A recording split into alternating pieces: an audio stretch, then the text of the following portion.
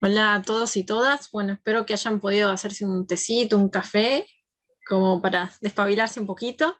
Y ahora sí, en 2 minutos comenzamos con la sesión. Luego me dicen si pueden compartir pantalla y ya pueden empezar. Un segundito. Bueno, ahora sí ya pueden empezar y compartir pantalla también. Ok, buenas tardes a todos desde México. Mi nombre es Verónica Portugal. Tengo el gran gusto hoy de ser moderadora de esta sesión llamada Género, Racismo y Ciberseguridad, reflexiones desde las juventudes dentro del Youth LACIC. Muchas gracias al Youth LACIC por darnos este espacio de reflexión en medio de la pandemia, de cómo ha influido el género y el racismo, bueno, sobre todo las nuevas tecnologías y la digitalización en este tiempo de pandemia. Y en esta sesión vamos a discutir y abordar los principales retos en materia de nuevas tecnologías y ciberseguridad surgidos a partir del inicio de la pandemia y la creciente digitalización de las actividades económicas y sociales, así como su impacto en la desigualdad de género y las minorías de la región en América Latina. Estamos aquí reunidos bajo los principios de diversidad, inclusión, igualdad de género. Somos una mesa conformada por speakers de México, de Perú y de Chile, Venezuela. Y antes de empezar, quiero permitirme citar a la relatora especial sobre racismo de Naciones Unidas, Tendai Achiume, donde menciona en su último reporte que la tecnología no es neutral ni objetiva. Está fundamentalmente conformada por las desigualdades raciales, étnicas, de género y de otro tipo que prevalecen en la sociedad. Típicamente empeora estas desigualdades. Esto ha resultado en discriminación y trato desigual en todas las áreas de la vida, desde la educación y el empleo hasta la atención médica. Los sistemas de inteligencia artificial a gran escala se desarrollan casi exclusivamente en un puñado de empresas de tecnología. Estos espacios tienen un historial de problemas de discriminación, exclusión y acoso sexual. La COVID-19 ha afectado más a minorías raciales y étnicas. Y también se advirtió que la tecnología utilizada para combatir la propagación de la enfermedad es la misma que se ha utilizado para excluir a estas comunidades del pleno disfrute de sus derechos en el pasado. Y quiero comenzar primero con Valeria Solís,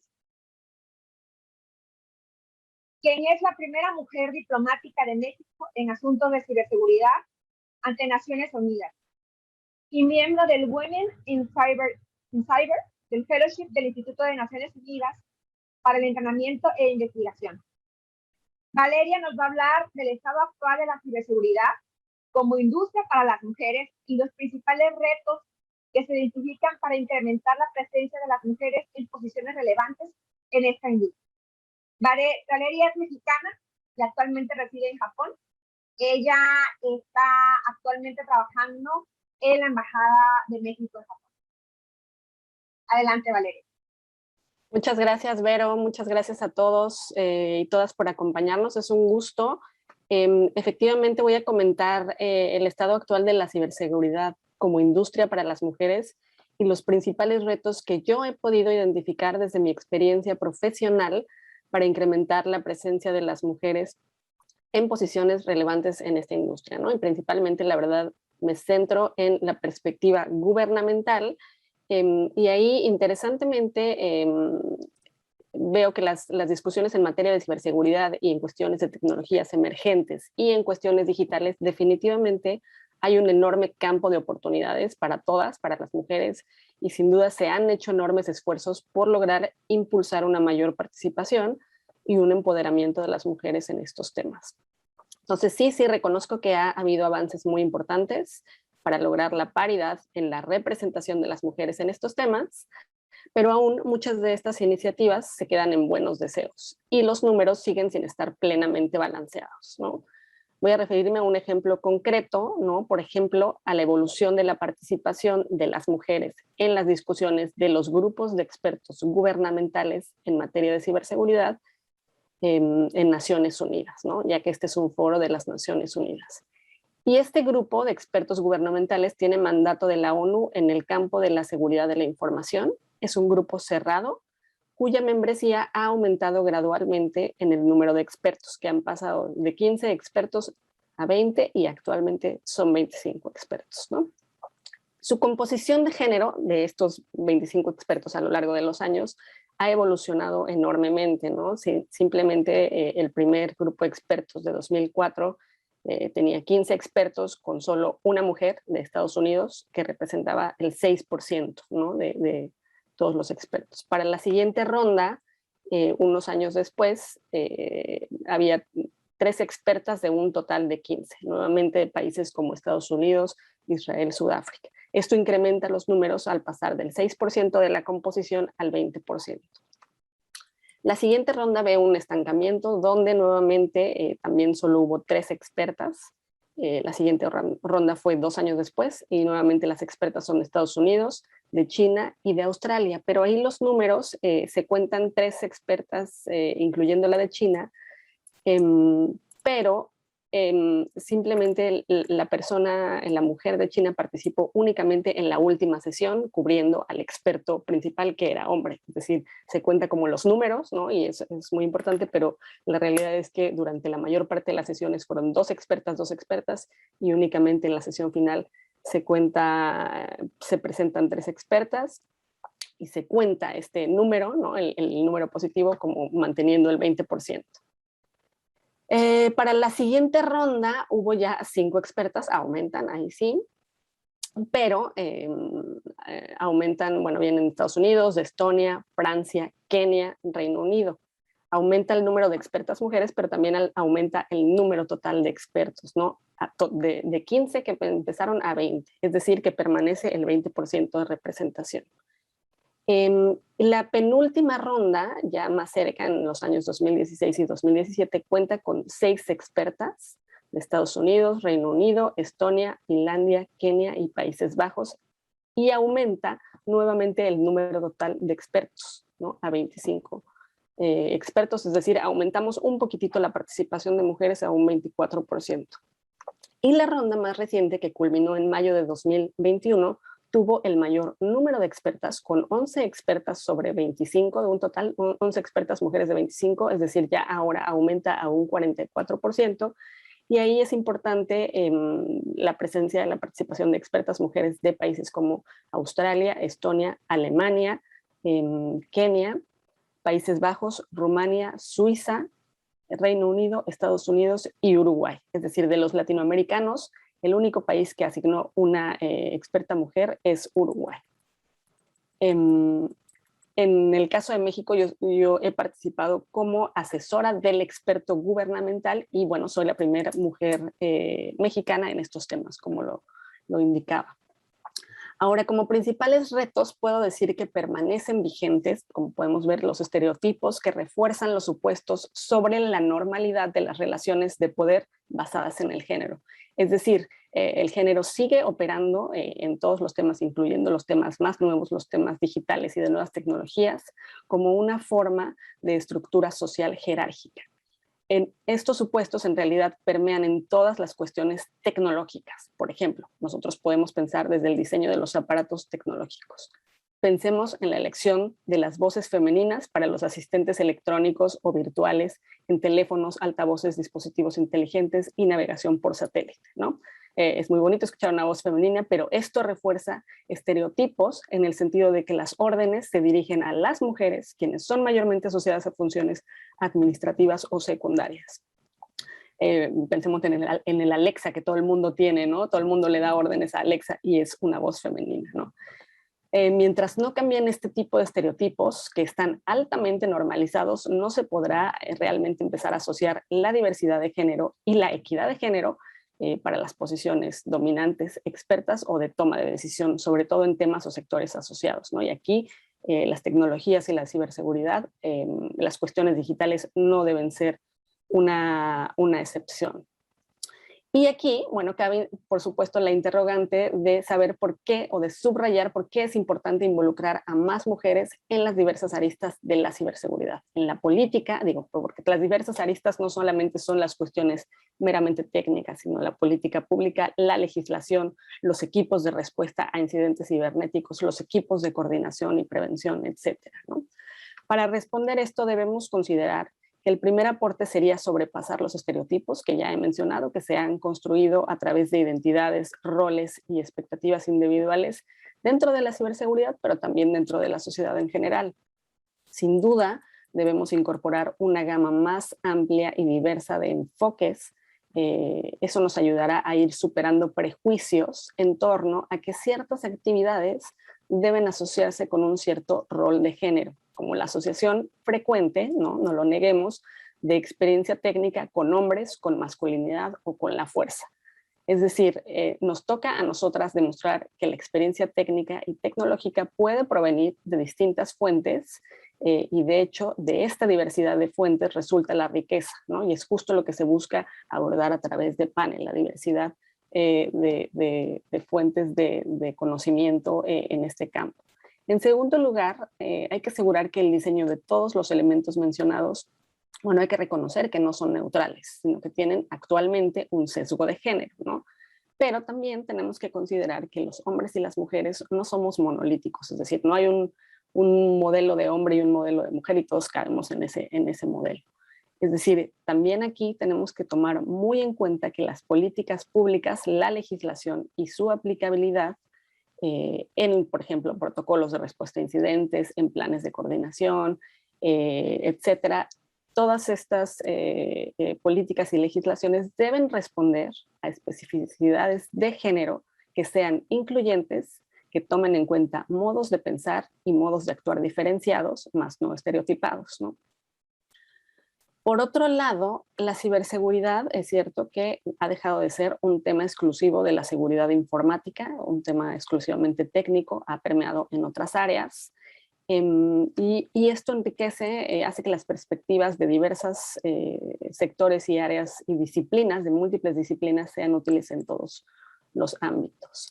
Ahora, un hecho factual es que existe actualmente un déficit de fuerza laboral en temas de seguridad, un déficit de fuerza laboral femenina en temas de seguridad, incluyendo los temas del acrónimo STEM, de los términos Science, Technology, Engineering, Mathematics, que son ciencia, tecnología, ingenierías y matemáticas, pero también hay un déficit relacionado con temas de seguridad o desarme, ¿no? donde el mundo sigue siendo predominantemente masculino. Aquí cabe preguntarse si es en realidad que hay un menor interés de las mujeres por estos temas o solamente una menor visibilidad y una menor voz de género, de un género sobre otro o de ciertos segmentos de la población sobre otros, ¿no? Habría que empezar por visibilizar para aumentar los números. Pero en general se requiere también, como lo vimos en el ejemplo que les mencioné del grupo de expertos gubernamentales, digo, aumentar los números es muy importante, pero también es más importante identificar e implementar estrategias y o buenas prácticas que fomenten en realidad la inclusión de la perspectiva de género en la industria de la ciberseguridad y que se definan y se realicen, se concreten acciones prioritarias. ¿Qué estrategias se podrían impulsar entre o desde las juventudes? Y un último punto que quisiera dejar sobre la mesa y tras el cual les devolveré el uso de la palabra es analizar qué podemos hacer desde la sociedad civil, la academia y los sectores público y privado, es decir, de múltiples partes interesadas, que es cómo se trabajan los temas de ciberseguridad, para lograr que haya más equidad de género en los temas de ciberseguridad, nuevas tecnologías, mundo digital, ¿no? Creo que es muy importante que todos los actores de todas estas disciplinas muestren los lados multifacéticos de estos temas para empezar a incorporar esta diversidad de la que les hablé. Es decir, hay que dejar de asociarla solamente con cuestiones técnicas y tecnológicas. Sí tiene esos componentes y son la base, pero, por ejemplo, yo día con día, durante muchos años, durante los años que ejercí como parte de las discusiones internacionales en materias de la ONU, yo vi el importante componente político que tiene la ciberseguridad, ¿no? Político y geopolítico.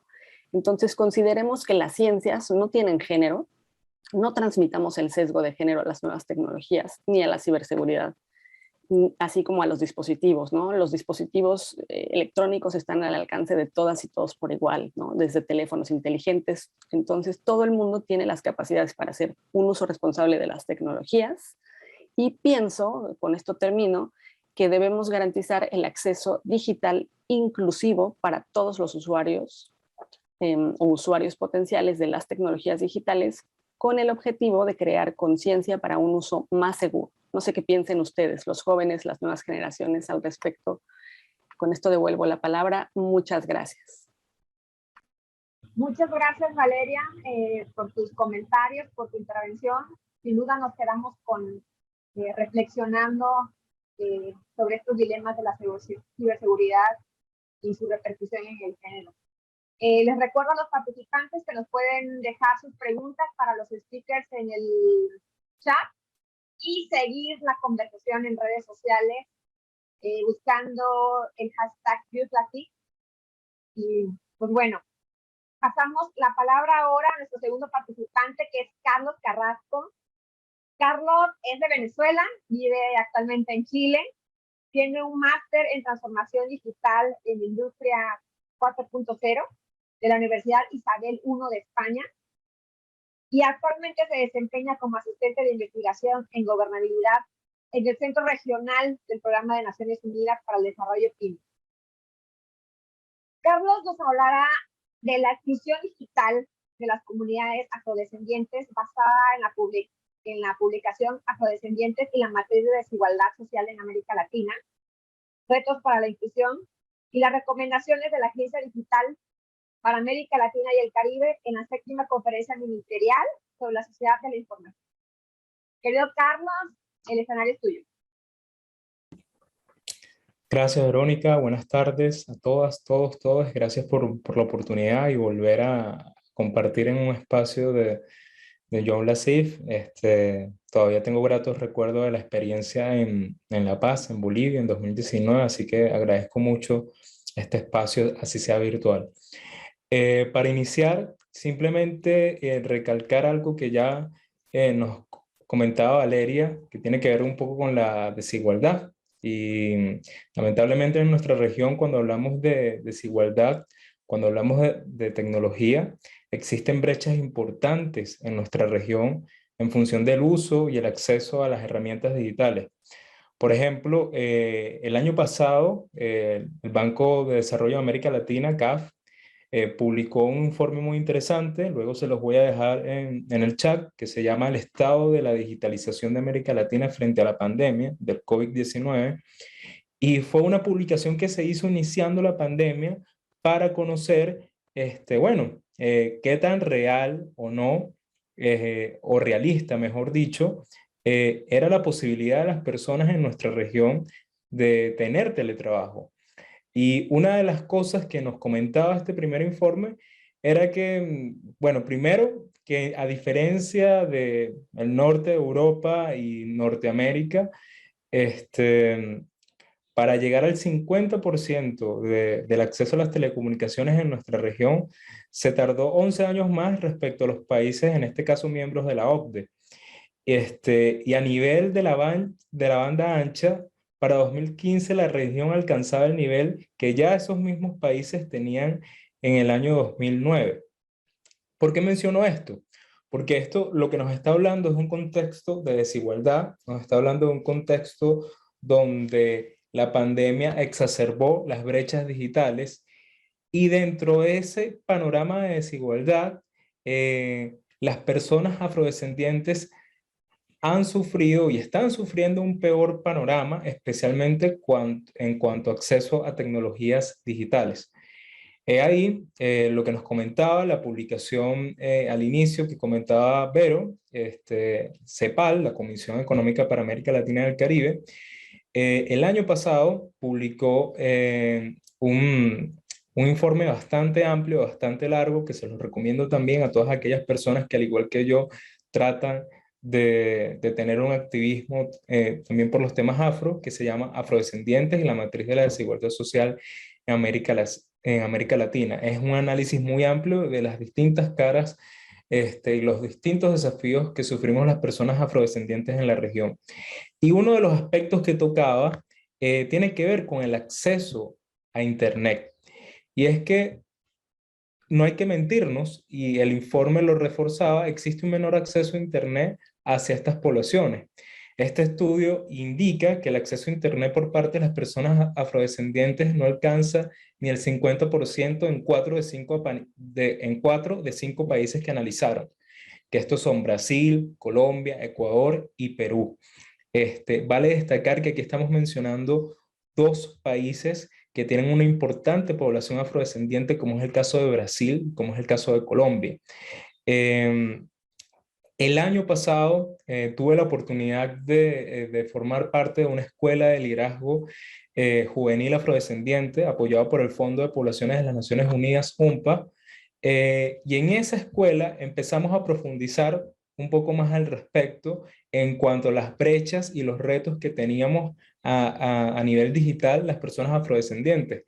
Y la misma práctica demostraba los retos que teníamos en el sentido de que muchas personas, porque esta escuela fue virtual, muchas personas no lograban conectarse a tiempo, muchas personas no tenían acceso a Internet de manera frecuente, y de hecho este año tuvimos la fortuna de repetir la escuela.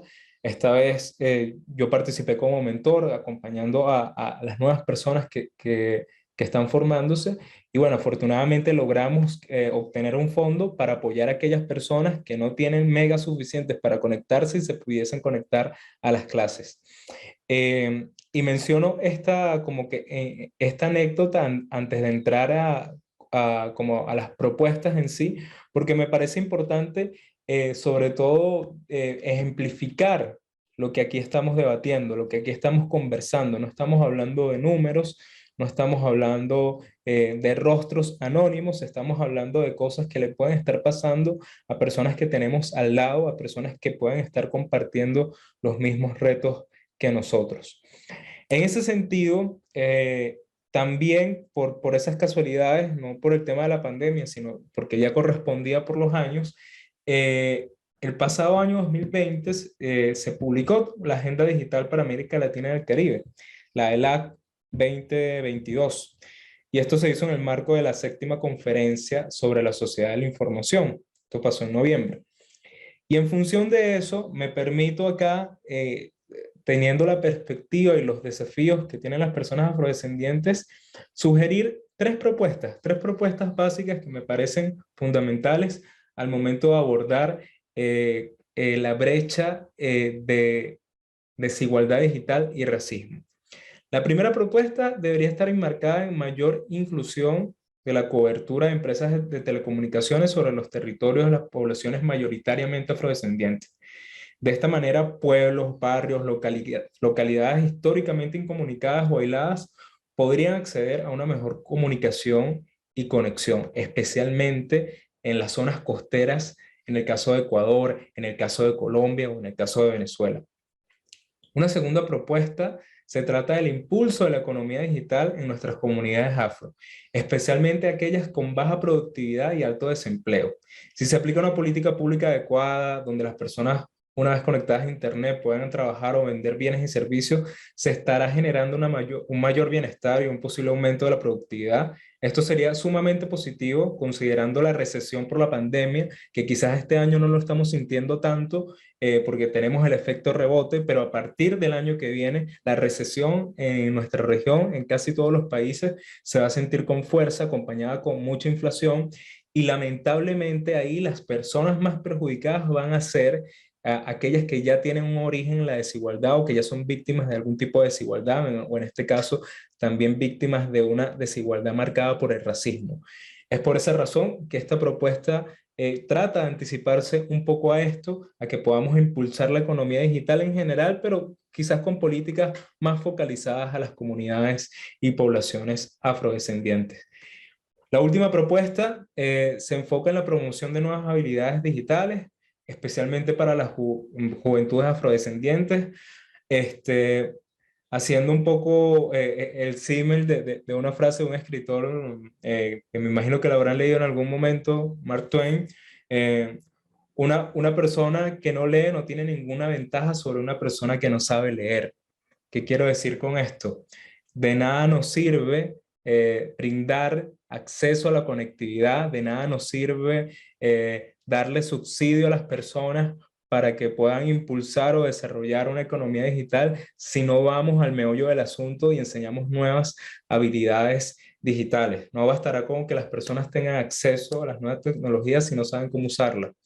Bajo este enfoque resulta importante educar en áreas como la programación, el desarrollo de apps, el mantenimiento de hardware, la protección y uso de Big Data, la robótica, la inteligencia artificial. En estos momentos se está desarrollando fuertemente y por esas casualidades de la vida en dos países que ya he mencionado anteriormente, estrategia nacional de inteligencia artificial, Colombia y Brasil. Qué importante que en estos debates podamos meter la perspectiva de género, podamos meter que exista una representatividad en la toma de decisiones y en la información que se vaya a utilizar. Y por último, yo creo que es importante aclarar que estas propuestas que estoy mencionando no pueden estar separadas de las grandes demandas sociales, económicas, políticas de nuestras comunidades afrodescendientes, de la lucha que en estos momentos pueden estar dando. En un contexto cada vez más digitalizado, nos enfrentamos a grandes desafíos luego de la pandemia. Ninguna agenda de incidencia y reivindicación se puede ejecutar sin considerar la dimensión digital, y eso vale para todos los colectivos. Es un aspecto integral para combatir las grandes desigualdades que tenemos.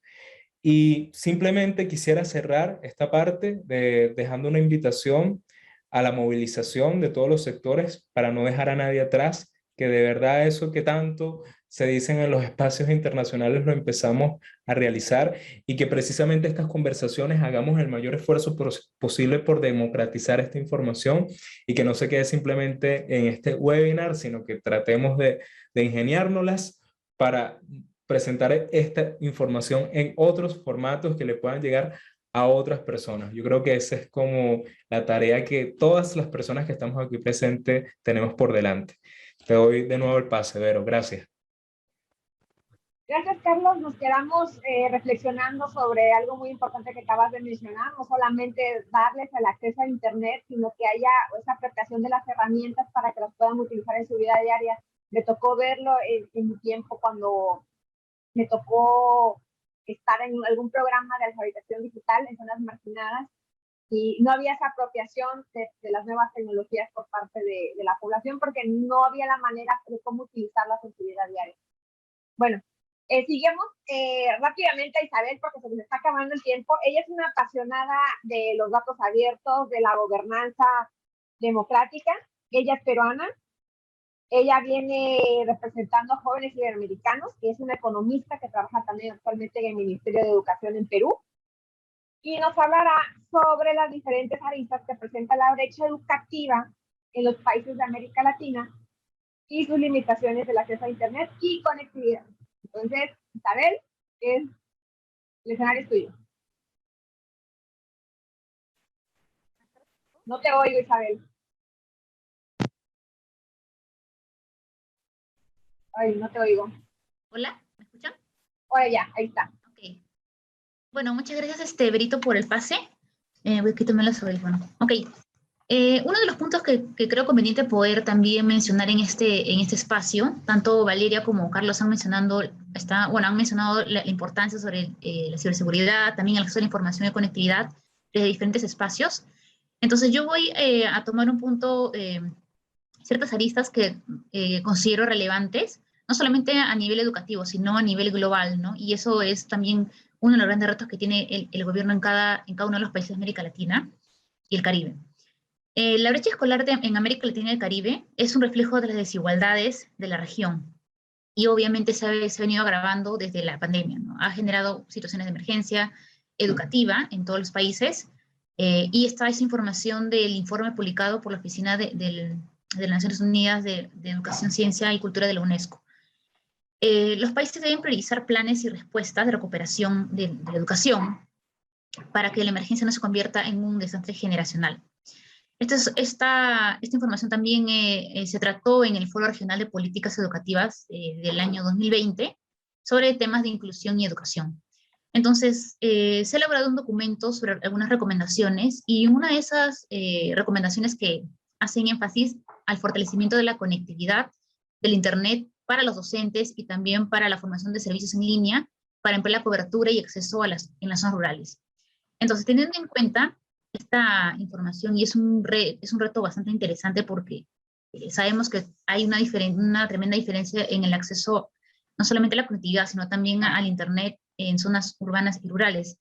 Entonces, al ampliar cobertura también hay que considerar qué es lo que, cómo está, o cómo el estado situacional de la infraestructura en cada país, ¿no?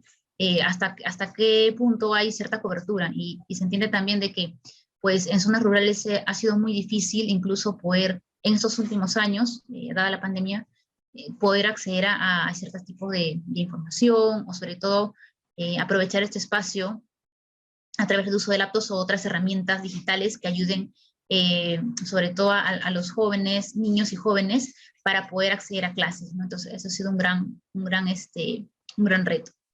Ahora, una de las recomendaciones también que se menciona o se generó bajo este foro fue que deben aplicarse, o proyectándose a las diferentes generaciones, a las futuras generaciones, es una mejora en las escuelas para que sean más inclusivas, ¿no? Que se mantenga una capacitación más especializada y personalizada a los docentes, y que se implementen contenidos educativos en libros o en cualquier medio que de alguna manera permita también tener una visión más justa ante la sociedad, ¿no? Entonces, estos temas me parecen que se han tocado de manera muy relevante.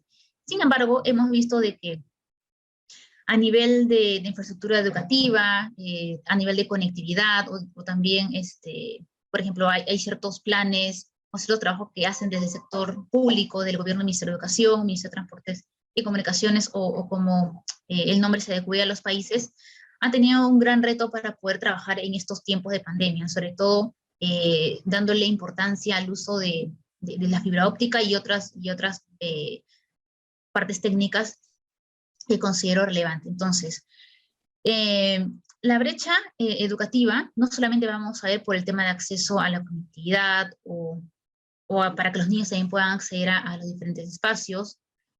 También hay un limitado acceso a Internet y una falta de acceso a infraestructura de calidad. Entonces, son estas problemáticas que se han visto ya evidenciado en los últimos años en los diferentes países de América Latina. Ahora, también hemos visto que en este corto tiempo se han declarado políticas desde el gobierno muy rápidas, que en algunos países ha funcionado, en otros no. Otros han venido ya trabajando, como el caso de Uruguay, sobre el tema de conectividad y el tema de la virtualidad también. Sin embargo, creo conveniente poder no solamente dejar al sector público o al gobierno que vaya solo encaminando este tipo de políticas, sino se necesita también espacios de colaboración. Entonces, el tema de la digitalización se ha venido en aumento. Sin embargo, no contribuye mucho al cierre de estas brechas educativas. Se necesita una mayor inclusión respecto al acceso a Internet y a las nuevas tecnologías. Ha habido limitaciones también respecto a la conectividad en ciertas zonas, como ya se le mencionaba, en zonas, sobre todo en las zonas rurales, por la falta de acceso a infraestructura de calidad, ¿no?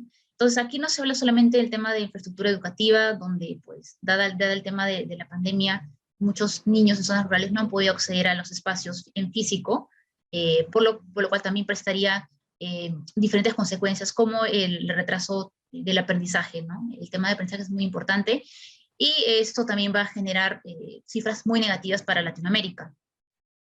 Y por otro lado también hay que tener en cuenta qué tipo de infraestructura, no solamente a nivel físico, sino de conectividad, permite que estos niños puedan incorporarse de alguna manera mucho más rápida a estos espacios y mejoren el aprendizaje. También es un gran reto. Luego, por parte del gobierno, al ver estas dificultades, ha querido también que de alguna manera se acceda mejor a la información a través de diferentes plataformas.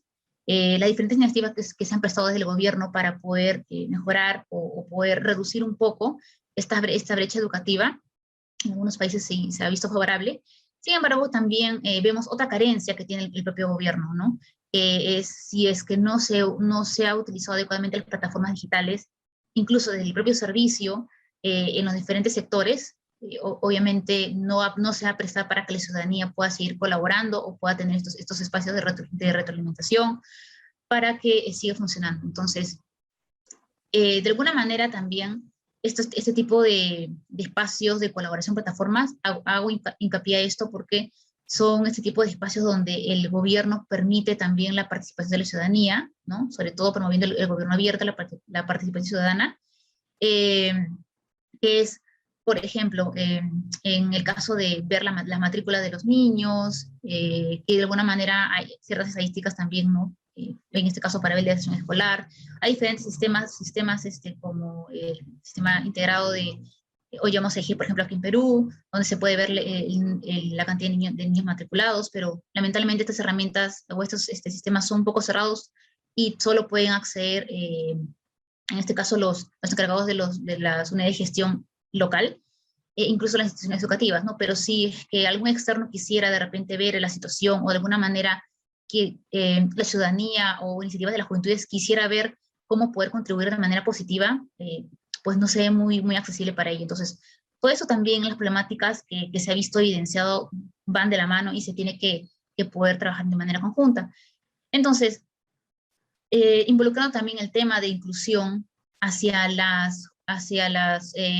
los jóvenes o niños que se encuentran en zonas rurales o urbanas, hemos visto necesario también que no solamente hay que basarnos en los niños, sino también quienes están detrás de ellos. Están los padres de familia, ¿no? Que también lamentablemente han perdido sus trabajos, no han podido acceder al rubro donde ellos podían trabajar, sino han tenido que poder cambiar incluso de manera mucho más rápida y adaptarse a diferentes espacios y contextos. Entonces, son aristas muy importantes y no hay que dejar de lado y solamente enfocando en la parte educativa.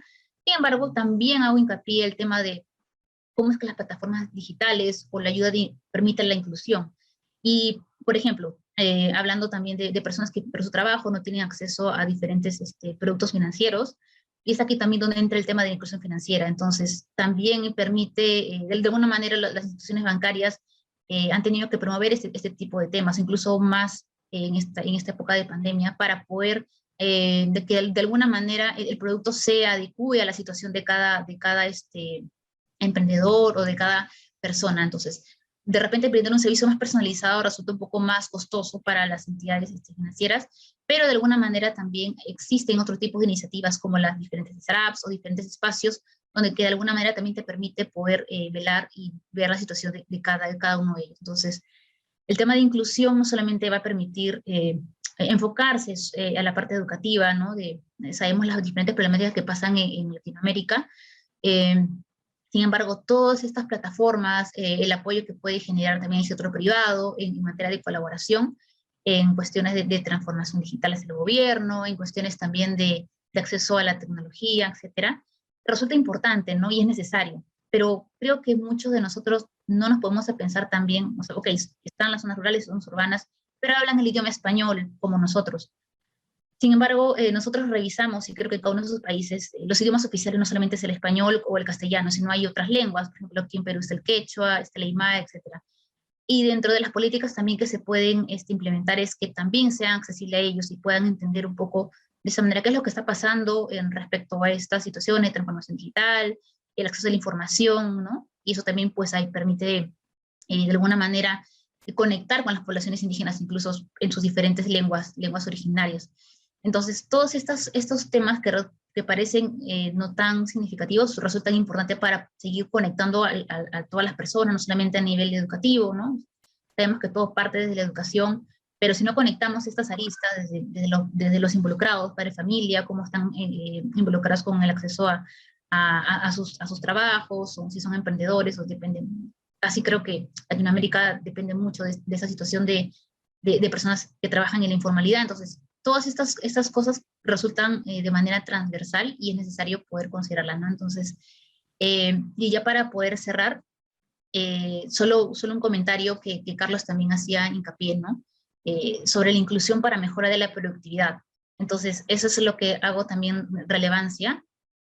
No hay que dejar de lado las temáticas donde nosotros nos involucramos, sino también hay que ver tener una perspectiva mucho más, con más alcance, ¿no? Entonces, Esto es un poco mi comentario y desde mi experiencia, y también ya para cerrar, hay que ver y seguir revisando todas estas iniciativas que están haciendo desde el gobierno para poder, que permitan también de alguna manera involucrar a la ciudadanía en cuestiones de poder acceder a la información, que creo que es lo importante. Y sobre todo, un mensajito que sí me gustaría compartir: por más que metamos palabras técnicas como innovación, tecnología, o plataformas, etcétera, creo que lo más importante es poder ver también que la ciudadanía lo entienda mucho más amigable, ¿no? Entonces, creo que sería esa traducción que nosotros de repente en alguna iniciativa que tengamos como ciudadanos, como jóvenes, podamos transmitir hacia a ese tipo, a la ciudadanía en general, ¿no? Entonces, ese es un poco mi comentario desde mi experiencia que les comparto. Y nada, muchas gracias. Muchas gracias, Isabel. Sí, nos quedamos también reflexionando sobre qué tanto rezago educativo va a haber a partir de estos 2 años de pandemia, y donde se ha digitalizado la educación, y pues el retraso que también tenemos en nuestra región, ¿no? Por lo mismo que tú decías, de que no solamente basta con capacitar a los niños y jóvenes, sino también a los que están detrás, que son los padres de familia. Y inclusive pues vimos que no tenían las herramientas los padres para poder orientar en las clases en línea a los niños, ¿no? Y pues es una carga que también se le pasó a las mujeres, que también es mucho lo que decía Valeria, ¿no? Que hay un desbalance ahí. Pues bueno, se acabaron ya nuestras intervenciones. Abro el foro para alguna pregunta, algún comentario que tengan en la audiencia. No sé si alguien quiera comentar algo de los que nos están viendo.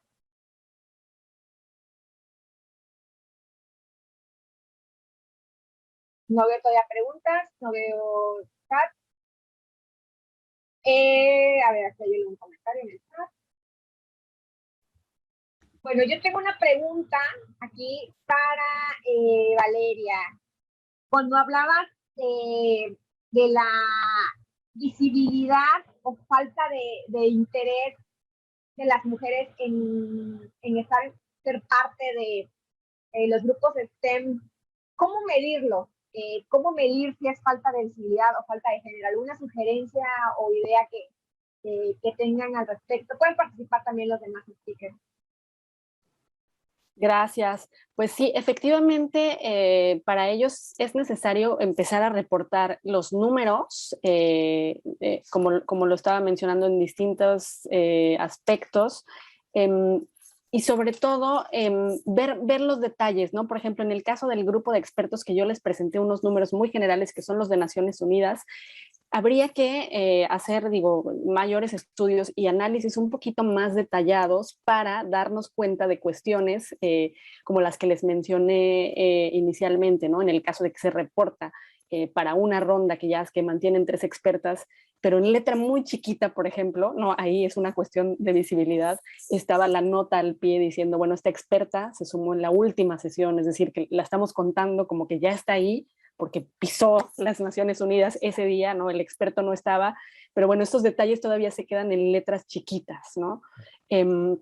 Y finalmente, también, o sea, un poco estimular este tipo de análisis ya más profundos, más detallados, sirven foros también como este para dar visibilidad a esos detalles, ¿no? Y decirlo a todas luces.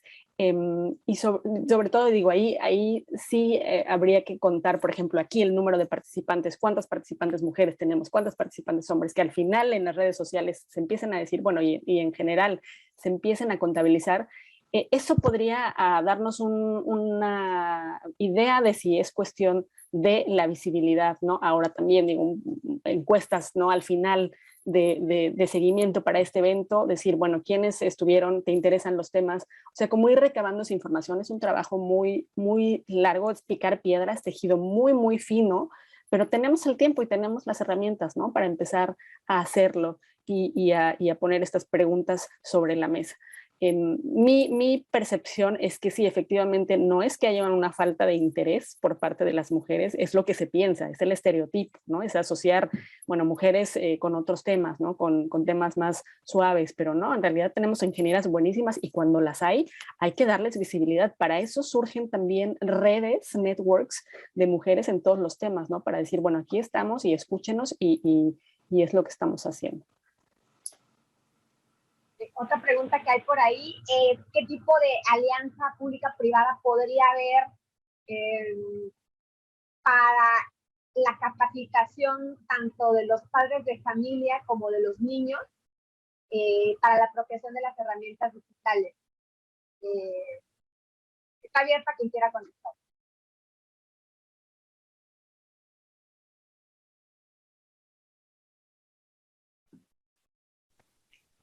Isa, creo que sería pertinente. Sí, ya. Bueno, respecto a tu pregunta, Berito, bueno, sí, desde la perspectiva, o sea, desde el sector público, por ejemplo, se ha venido trabajando en temas de capacitación a los padres de familia. Sin embargo, como sabemos, la política es a nivel nacional, ¿no? Entonces, yo creo que el gran reto que tiene ahí, incluso podría verse también involucrado el sector privado, es abarcarlo de manera territorial. Incluso desde la participación de las unidades de gestión educativa, que básicamente están a cargo de, de las diferentes instituciones educativas, en la cual presenta bastante información y yo creo conveniente ahí y siempre lo comparto, ¿no? Porque yo también, bajo mi experiencia, también he participado, o he venido trabajando desde el gobierno nacional hasta el gobierno local. Entonces, la perspectiva es sumamente diferente y es muy enriquecedor trabajar y ver desde lo más abajo hasta lo más alto. Entonces, las políticas muchas veces se plantean de una manera que cuando tú lo vas a aplicar o ejecutar como tal, lamentablemente no se adecua a las situaciones o las realidades. Entonces, y yo creo, por ejemplo, y sería una gran oportunidad de poder trabajar diferentes alianzas con el privado, del tema de la georreferenciación, que ni siquiera están ubicadas las instituciones educativas donde figuran en alguna estadística, o ni siquiera existen para el sector, o cuando, por ejemplo, se quiere crear una institución educativa, hay diferentes metodologías para poder involucrar al niño donde estaría mejor involucrado, o sea, hay ciertas mediciones de radio, ¿no? Para que puedan acceder a diferentes instituciones educativas.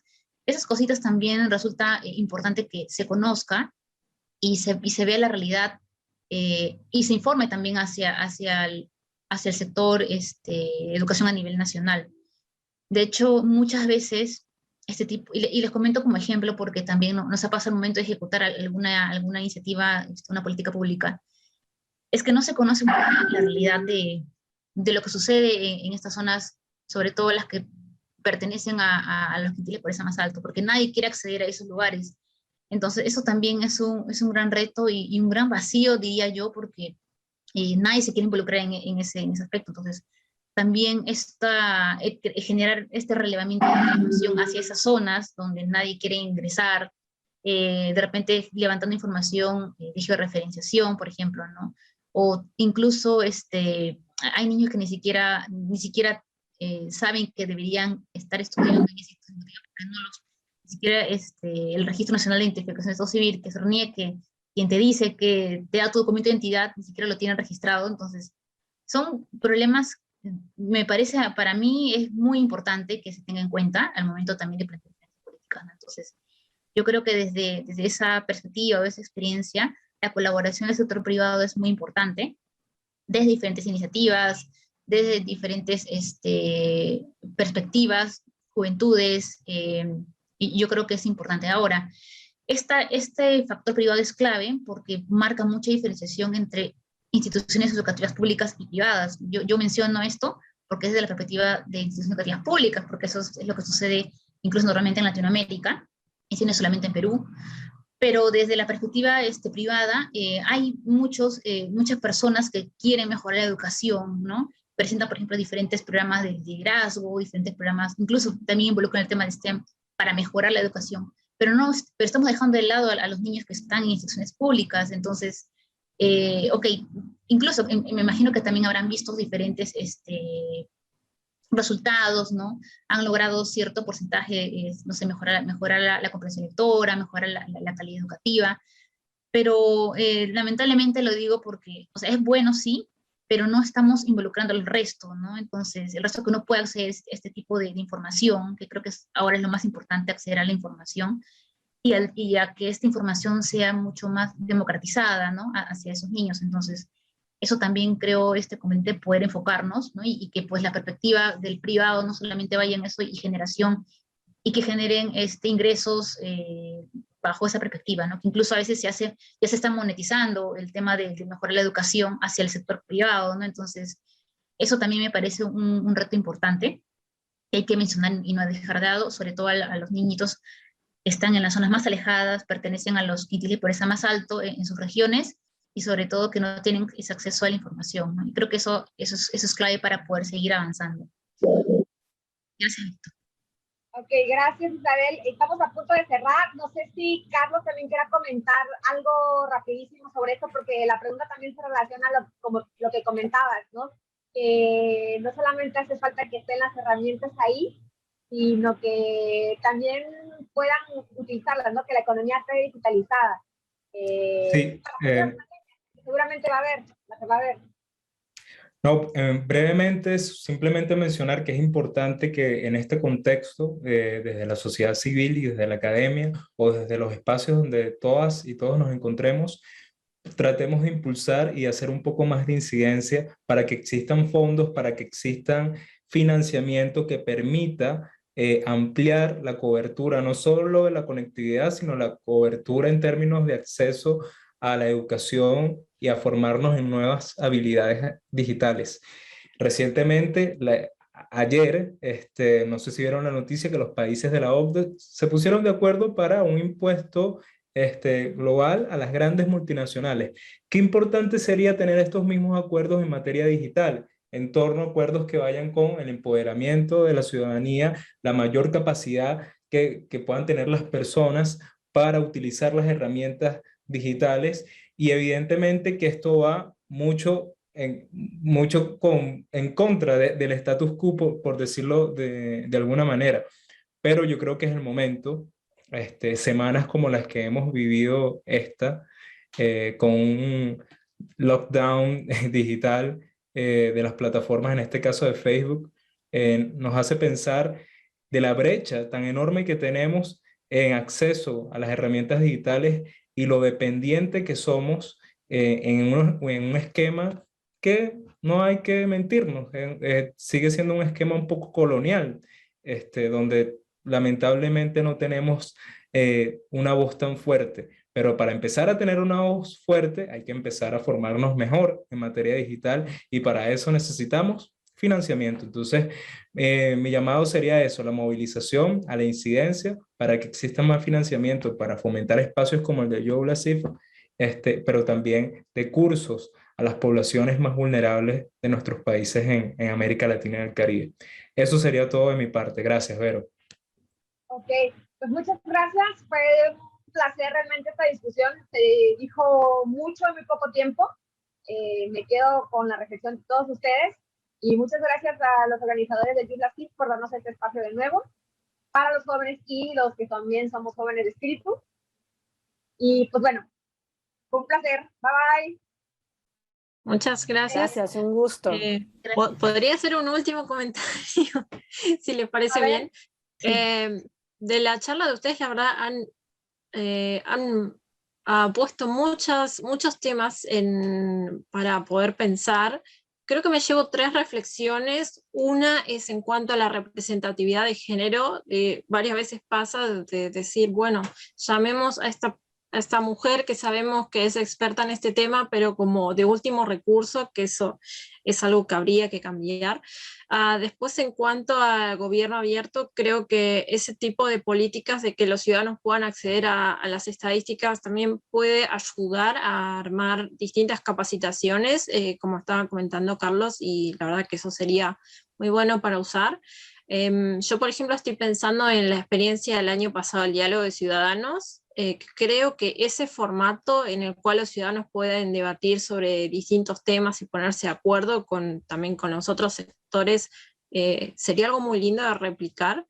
Y finalmente, con respecto al último comentario en referencia al colonialismo de los datos y cómo al final terminamos dependiendo de estas empresas, y esta semana la verdad que ha sido muy muy difícil para todos esos pequeños emprendedores, pequeños comerciantes, digamos, que dependían, no sé, de WhatsApp o de Facebook para hacer sus ventas, y la verdad que los ha perjudicado también, que creo que es algo que todavía no se ha hablado de cuántos millones ha perdido Zuckerberg, pero no cómo ha afectado a estas economías informales.